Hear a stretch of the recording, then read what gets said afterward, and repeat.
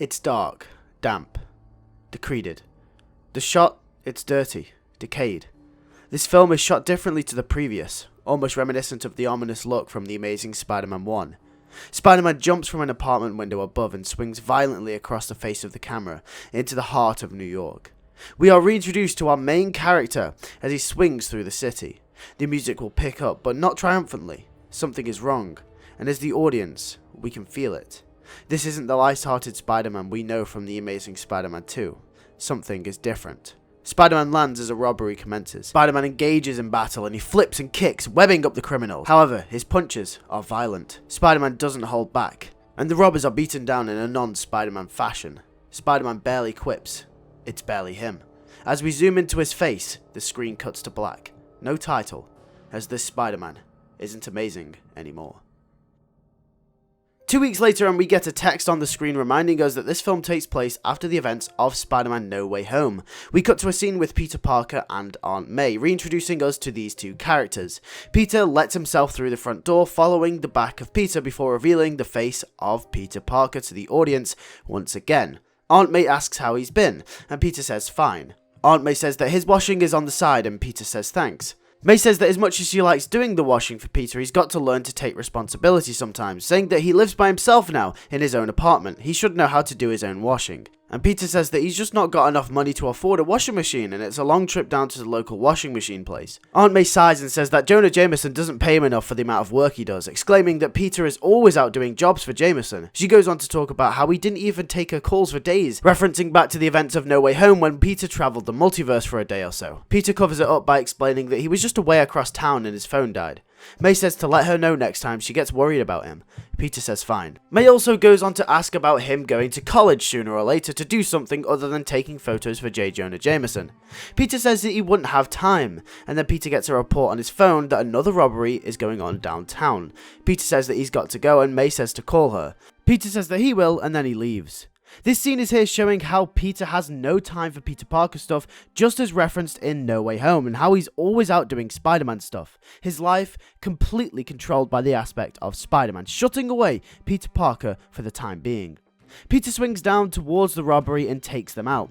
This will be the first big action sequence of the film, and will once again showcase how Spider-Man is different in this concurrent timeline after No Way Home, and the death of Gwen Stacy. Spider-Man will fight the robbers, however, through the ski mask of one of the criminals will be the eyes of a man who senses fear, a man that can tell Spider-Man is different. Spider-Man looks into his eyes as the man runs away, scared, fearful of the man Peter Parker has become. The man runs off and Peter doesn't even flinch as he watches him get away, questioning himself. After the battle is done, Peter is called by J. Jonah Jameson of the Daily Bugle to ask for photos of Spider-Man. Peter says that he'll be right over. However, on his way to the Bugle, there will be a few other things he has to deal with as Spider-Man first, making him late once again. JJ, who is also played by J.K. Simmons in this version of Spider-Man as well, exclaims that the photos are terrible just as he always does. He also goes on to talk about how Peter is always late and that he's on thin ice. Peter says that he's sorry and JJ says that he has papers to sell and articles for people to read. He can't be late with those photos. Peter nods slowly and walks off. He swings in his Spider-Man suit across the city in the next scene. This is a somber swing, and in the background we'll play the love theme from TASM 2, the music that accompanied Gwen's death. Peter enters his apartment, and we cut to a scene that will showcase Peter's new home and where he has been staying. He's moved out because Aunt May's house reminds him too much of Gwen, when he'd have pictures of her on the wall and the events of TASM 2. Peter's apartment is run down, cold, and torn, much like Peter himself. There are no pictures of Gwen anywhere to be seen. He tries to forget, but the pain takes over his life. Opening up to Tom Holland's Peter Parker and Tobey Maguire's Peter Parker was the first time he tried to speak about Gwen since it happened, which is why he filled up so much when mentioning it. Peter is slowly coming to terms with what happened, but it won't be so easy to push him over the edge. I want this scene to communicate all of these emotions to the audience, not through dialogue, but the mise-en-scène, the atmosphere, the lighting, cinematography, the soundtrack, everything. All that Peter feels will be felt in this one scene. I also want this scene to represent Peter contemplating what he saw in that man's eyes when he was taking them down, and also thinking back to what he told the other Peters. Which is when we mash cut to another scene, another character, someone we haven't seen yet in this universe. His name unknown to us, but the atmosphere from the last scene with Peter can be felt here too. It's sad, somber, almost depressing in its own unique way. We look into his eyes. It's the man from the other scene. His name, Mac Gargan. Mac Gargan's story is somewhat similar to Peter Parker's in this film, in that he was a family man now turned criminal after the death of his wife. You see, Mac's wife in this universe died at the hands of the Green Goblin in the Oscorp attack in TASM 2. So just like how Peter lost Gwen to the Goblin, Mac also lost his wife too. Mac's overall arc and story in this film will be to serve to show Peter Parker what life would be like if he'd carry on going down the path that he seems to be going down, allowing him to fully reflect on the events that have transpired. But we will get to that. At this moment, and over the next few scenes, we'll be introduced to this character and his background and everything with his family. After the death of his wife, Mac turned to crime to provide for his son, who isn't aware of Gargan's doings. But if Gargan is caught by the police or Spider-Man, it is all over. You see, Mac's wife was the one bringing in the household income from working at Oscorp, and Mac would look after their son. Mac hasn't got any qualifications and has a history of wrongdoings as a teenager as well.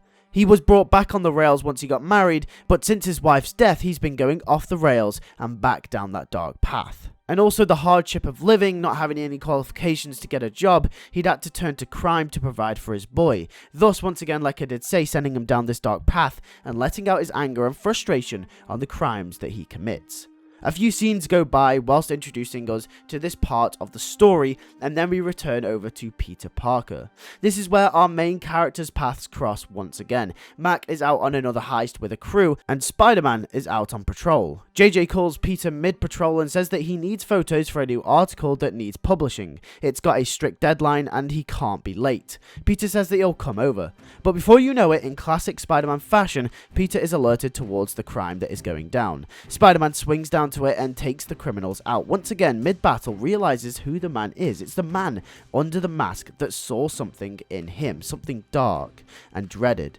This time, Peter takes him out and says that he's not taking any second chances. But once again, this scene really reiterating the fact that something is going on within Peter and he's almost trying to realize it himself through the character of Mac Gargan. However, we'll come on later to this part of the narrative later in the story.